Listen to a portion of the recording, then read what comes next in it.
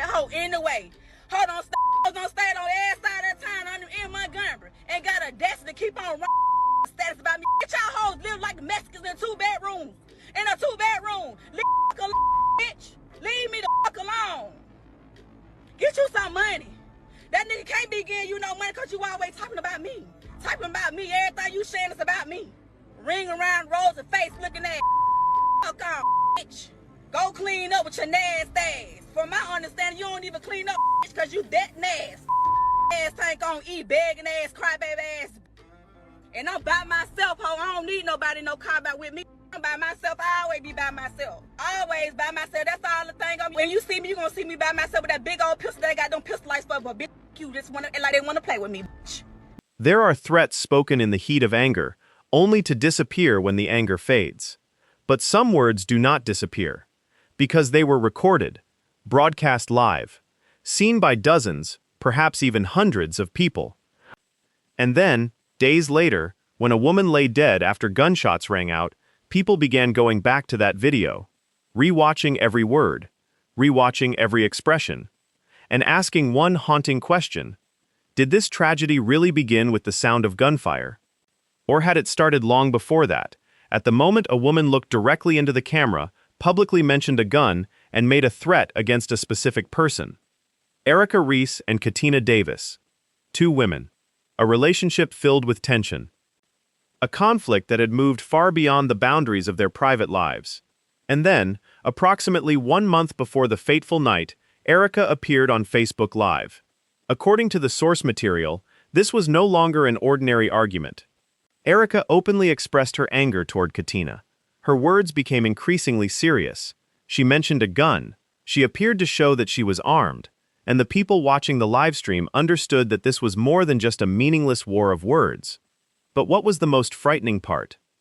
The threat was not made in the darkness. It was made in front of countless people. Some heard it. Some saw it. Some knew that a serious conflict existed between Erica and Katina. But after the screen went dark, life went on. And sometimes, that is the most dangerous part. Because when nothing happens immediately, it becomes easy to believe that the danger has passed. Maybe she was just angry. Maybe she'll calm down. Maybe they were just words said online. But what if the threat never disappeared? What if it was simply waiting for the right moment to become action? Hello to everyone following this story on the channel.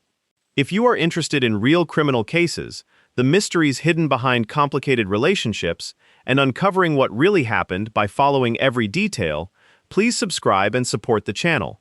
Your support motivates us to continue bringing you more high-quality stories in future videos. Now, back to Erica Reese. Approximately 1 month passed after that live stream. There was no confrontation, no gunfire, no sign that the 2 women were about to come face to face. Perhaps many people believed the situation had cooled down.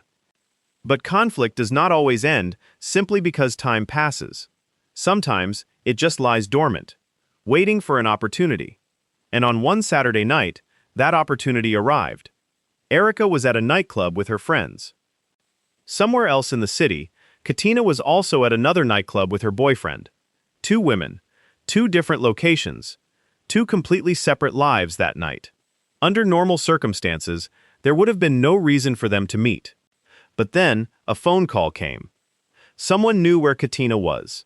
And that person called Erica. Just one phone call. Just one piece of information about a location. But sometimes, tragedy does not begin with a major action. It begins with a decision that seems very small.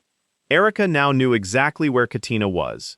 And the question was no longer whether she was still angry. The question was, after everything that had been said on Facebook Live, what would Erica do next?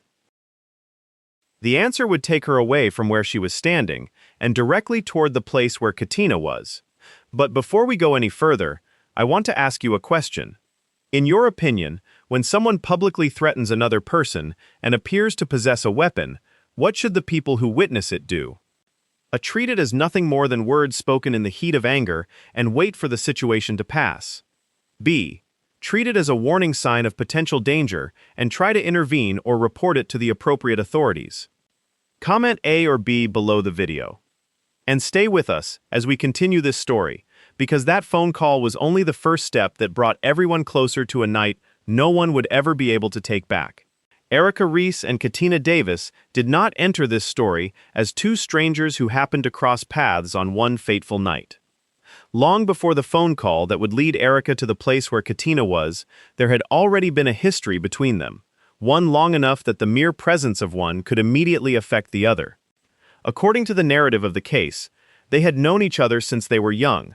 They were not two completely unfamiliar names, nor were they two lives that had never crossed paths. But over time, their relationship became overshadowed by tension, and a man became part of the conflict between the two women. Perhaps that is what makes stories like this so difficult to understand. The original cause can sometimes be painfully familiar. A relationship, jealousy, a sense of being hurt, a feeling of betrayal, or simply the belief that someone else has entered a part of your life that you believe belongs to you. But a familiar cause does not guarantee a familiar ending. Every day, countless people experience jealousy, disappointment, and heartbreak. They argue, they hurt one another, and eventually, they walk away. What determines whether a conflict becomes a tragedy is not simply where that conflict began. It is how far the people involved allow it to go. Between Erica and Katina, the conflict was no longer confined to private spaces. According to the source material, the problems between them gradually began to appear on social media. Their words were no longer exchanged behind closed doors. Other people became aware of the conflict. Friends may have heard different versions of the story. Acquaintances may have known who was angry with whom. And then, something dangerous began to happen. The conflict had an audience. When an argument involves only two people, sometimes one of them can choose to remain silent and walk away. But when too many people are watching, silence can sometimes be perceived as weakness. One response can lead to another. One post can generate even more comments. A third person can carry information from one side to the other. And very quickly, the two people at the center of the conflict are no longer dealing only with each other. Between them, there are now countless other voices. Some take sides. Some criticize. Some provoke. And some simply watch. But sometimes, those who simply watch become witnesses to the moment when a conflict begins to move beyond its limits. The troubling reality is that not everyone recognizes when danger is approaching. When someone is angry, we often assume they will eventually calm down. When someone says something extreme, we often dismiss it as a temporary emotional reaction. And when time passes without anything happening, it becomes even easier to believe that everything is over. But some conflicts do not truly disappear. They simply become quiet. And in the case of Erica and Katina, that period of silence did not necessarily mean that everything which had happened before had been resolved. The words were still there. The anger may still have been there. And the most dangerous part was that no one knew exactly when an old conflict might find an opportunity to return. That is also why this story is not simply about two women arguing over a man. If we look at it only that way, we risk overlooking the most important part. It is about how a personal conflict can change once it is brought into the public eye. Because on social media, people can watch an argument as if it were entertainment. They watch. They comment. They share. And a few minutes later, they move on to another story. But the people standing in front of the camera cannot simply move on to another life. They still have to live with that anger. They may still encounter people who know about the conflict. They may still hear the words that were said repeated back to them. And sometimes, the more people who know about a conflict, the harder it becomes for that conflict to end quietly. Over time, what was happening between Erica and Katina appeared to move beyond the stage of an ordinary disagreement. At some point, words became threats. And from that moment on, the story took on an entirely different meaning. Because once anger becomes directed toward a specific person and the element of a weapon enters the picture, those watching are no longer simply witnessing online drama. At the very least, they are witnessing a situation with the potential to become dangerous. But then, time continued to pass. There was no immediate confrontation, no immediate violence. The lives of both Erica and Katina continued. Perhaps many people believed that the passage of time had allowed everything to cool down. But what they did not know was that all it could take was one new situation for the past to come rushing back. And that night, that situation appeared. Erica was in one place. Katina was somewhere else. There was no planned meeting. No arrangement for the two women to see each other. At least at the beginning of the night, they were still living in two completely separate spaces. But sometimes, the distance between two people is not closed by a chance encounter. Sometimes, it is closed because one person knows a piece of information, and then makes the decision to share it. And none of them could have known that from that moment forward, the story was moving closer to a point from which no one would ever be able to turn back time. A phone call was about to be made. And after that call, Reese would know exactly where Katina Davis was.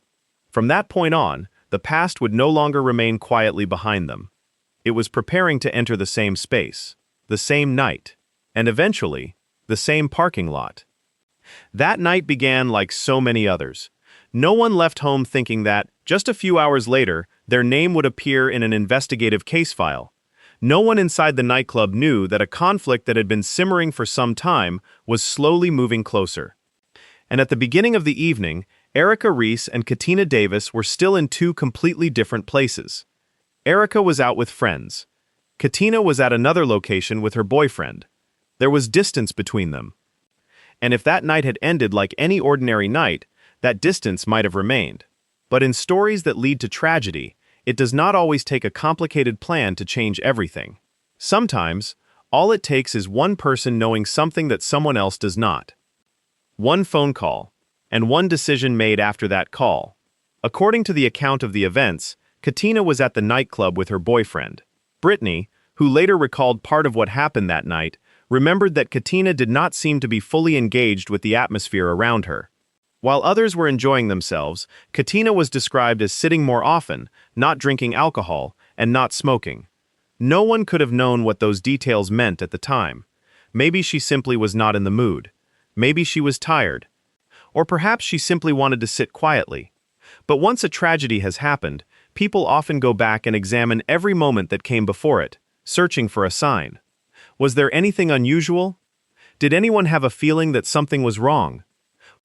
Was there a moment when, if people had looked more closely, they might have realized that danger was approaching? That is what makes stories told after a crime so haunting. We already know how the story ends. And because of that, every detail from the beginning suddenly seems to carry greater meaning. But at that moment, Katina was simply inside a nightclub, and Erica was somewhere else. Then came the phone call. According to the source material, someone contacted Erica and told her where Katina was. To the person making that call, it may have seemed like nothing more than sharing a piece of information, a location, a name, a place where Katina could be found. But information cannot be separated from the circumstances in which it is given, because the person receiving that call was not a complete stranger to Katina. There was already a conflict between them.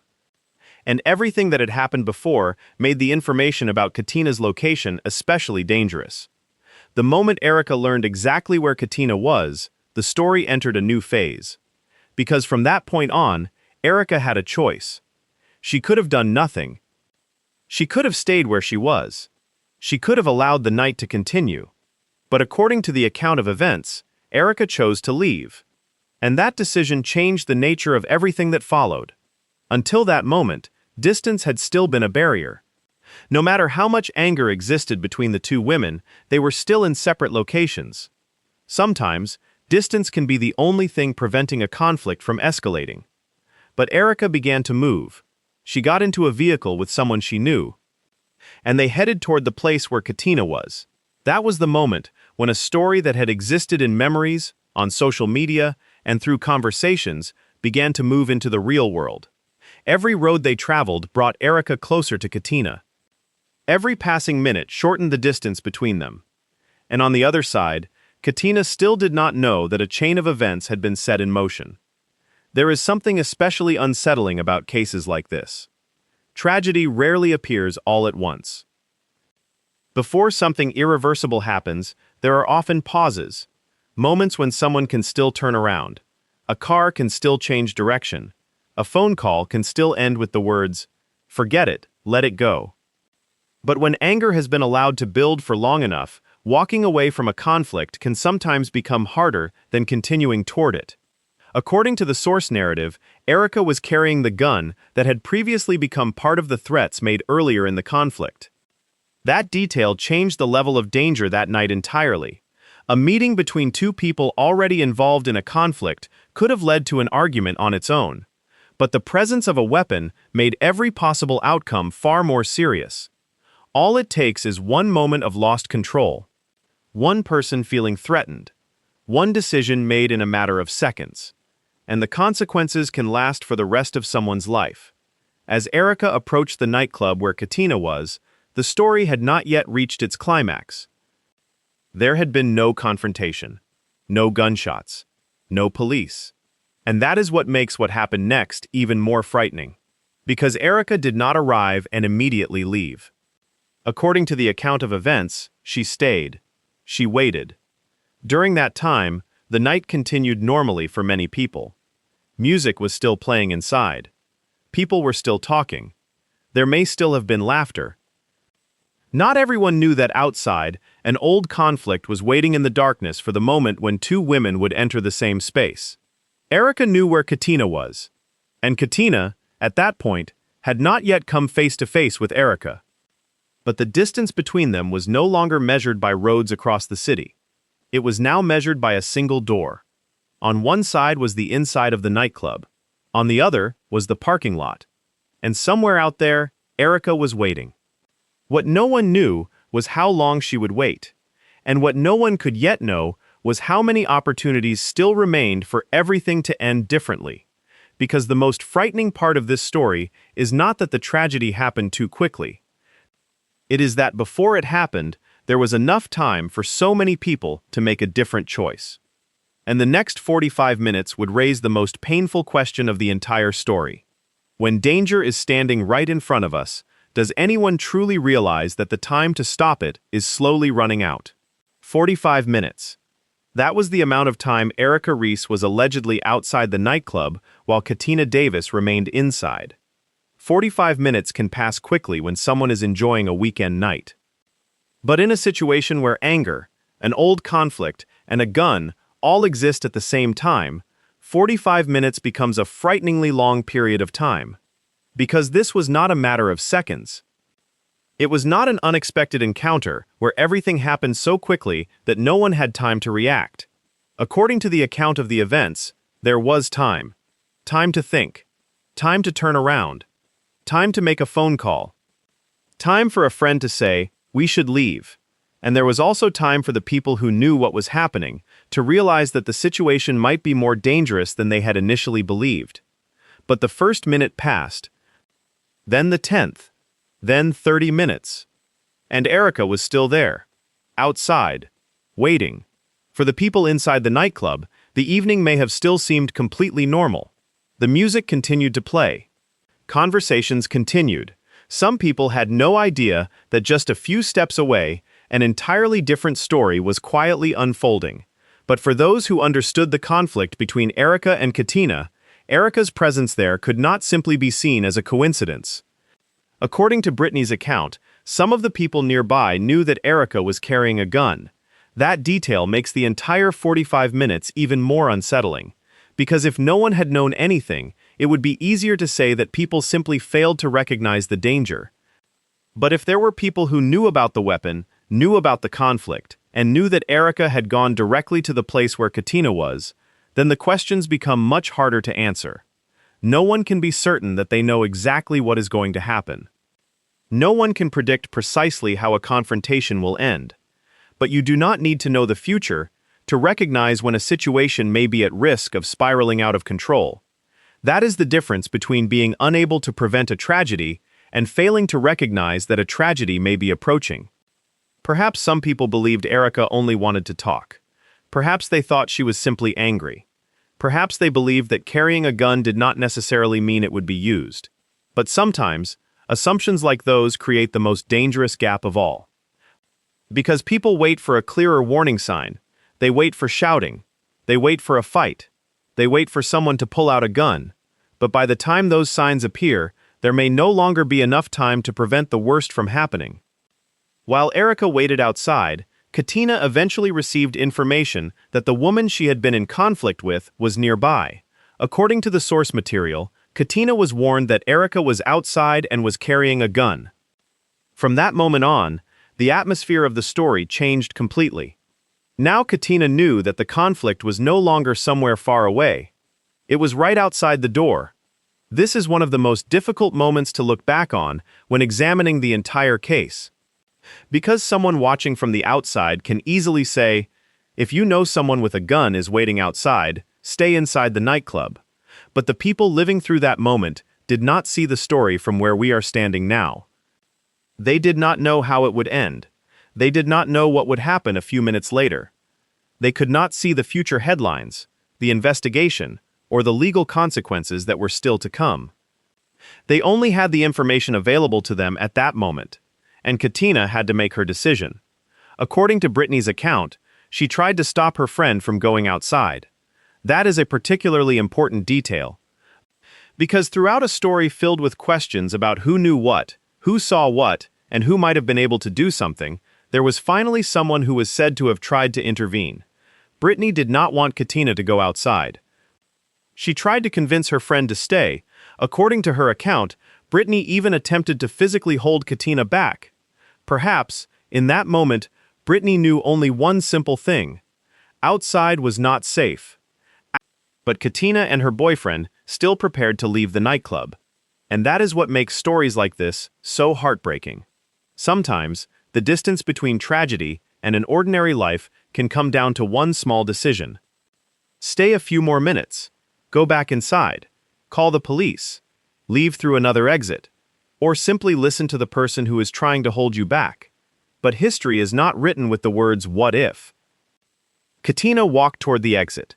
Behind her were the lights, the music, and the people who remained inside the nightclub. Ahead of her was the parking lot. And there, Erica was still waiting. Brittany watched as the tension seemed to change with every passing second. According to her account, Erica began moving toward the area in front of the nightclub. At first, Brittany was not certain who Erica was approaching. She moved closer. And then came a warning. Erica has a gun. Just a few words. But in that moment, everything that had happened before seemed to come together.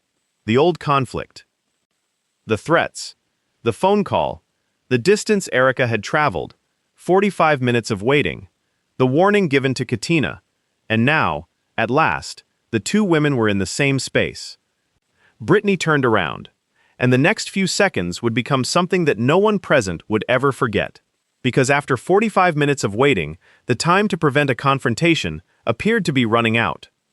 There were only a few steps left, a few seconds, and a dangerously short distance between two women carrying a history of conflict that had never truly ended. And then, the gunshots were about to ring out. 45 minutes of waiting had finally brought everyone to a moment from which there was no turning back. According to Brittany's account, when Katina and her boyfriend stepped out of the nightclub, the atmosphere outside was completely different from what had been happening inside. Just minutes earlier, there had still been music, conversation, and people enjoying a weekend night. But in the parking lot, all the tension that had built up over weeks seemed to be converging into a single moment. Erica began moving toward the area in front of the club. Brittany saw her. At first, Brittany was not sure who Erica was approaching. In a chaotic environment, where several people were moving around, even a few seconds could make it difficult to understand exactly what was happening. But then she received a warning, one that would perhaps stay with her for a very long time. Erica has a gun. According to Brittany's account in the source material, that was the moment she realized this was no longer an argument she could simply step into and try to break up. When a gun is involved, the rules of a confrontation change completely. No one can be certain that the next person who steps forward will hear nothing more than an insult.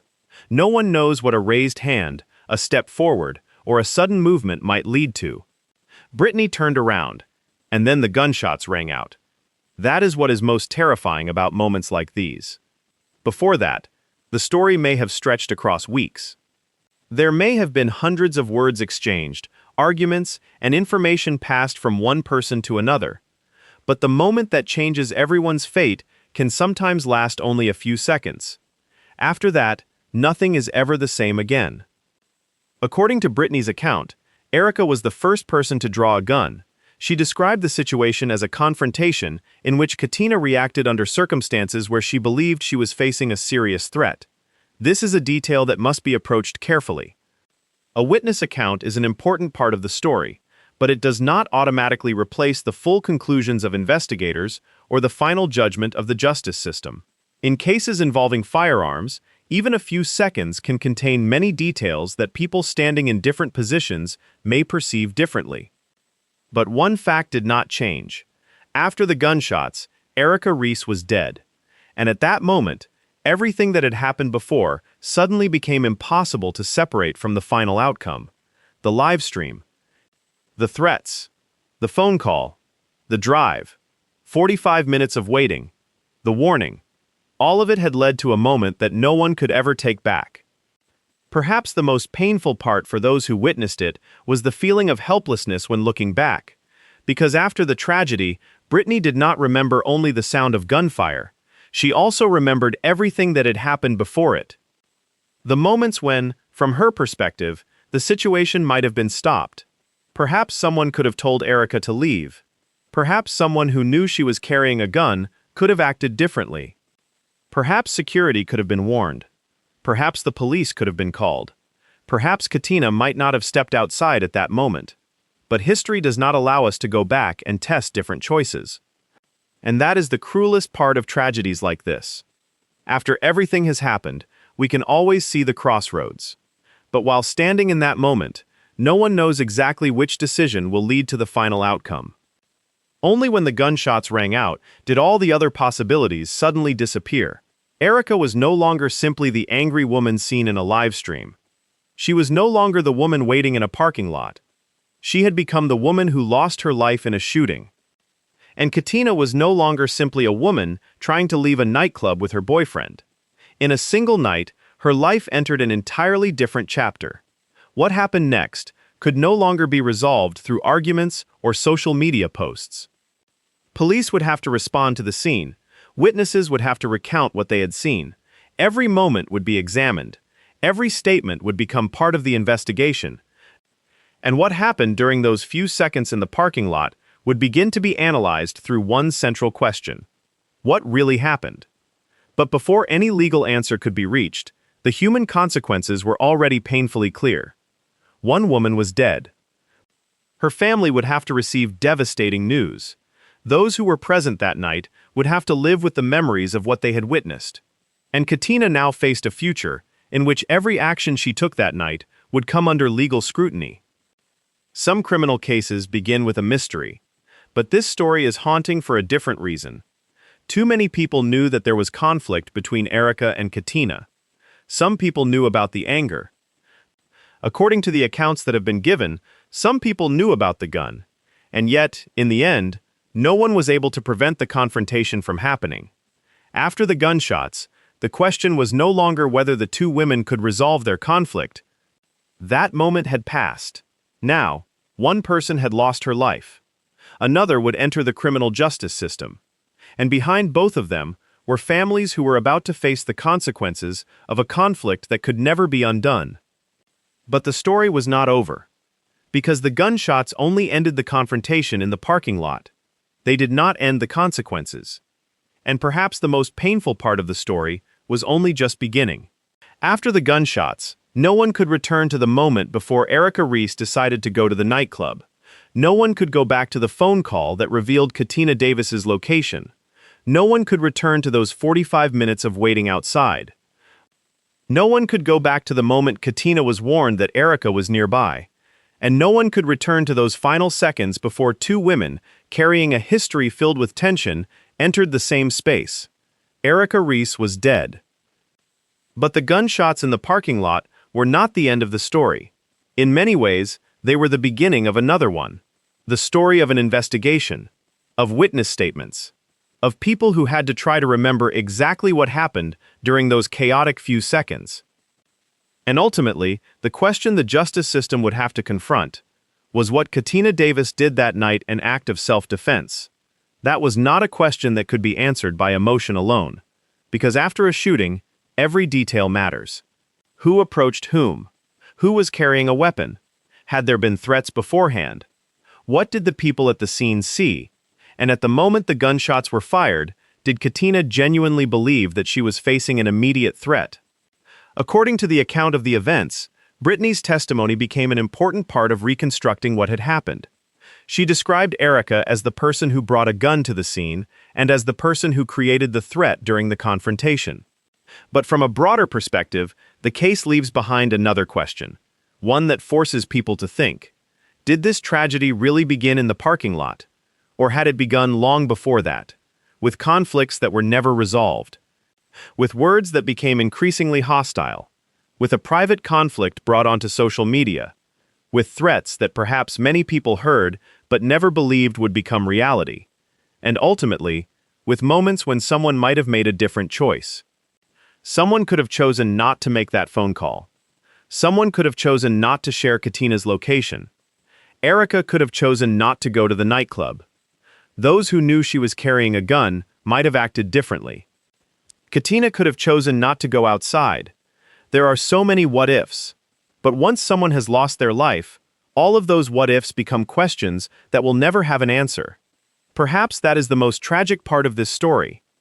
Not simply because one life came to an end, but because before it ended, there were so many moments when the path ahead might have changed. A conflict between people who had once known each other became a confrontation. A night out became the scene of a shooting, and in just a few seconds, the lives of many people were divided into two parts. Before that night and after that night. The story of Erica Reese and Katina Davis is a painful reminder that conflicts, which appear to exist only in words, can become dangerous when anger is allowed to grow for too long and when weapons enter the confrontation. Sometimes, strength is not found in fighting back. It is not found in proving who is stronger, and it is not found in winning an argument. Sometimes, the strongest choice is to walk away before a moment of anger becomes a consequence that must be carried for the rest of your life. Because in the end, one person never made it home, and those who remained were left to live with what happened that night. A story that began with conflict, continued with threats, and ended with gunfire. But perhaps the most frightening thing is the question that still remains.